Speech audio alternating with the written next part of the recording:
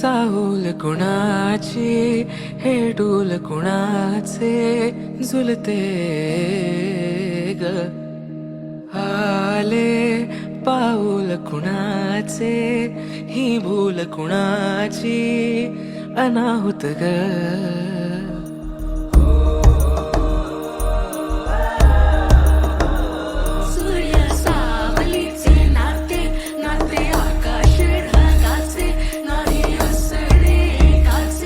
तुझ्या वीण नाही ग तुझे माझे सांगताना एक लिहिले जाईल उभे दोन जरी पुढे दिसे दर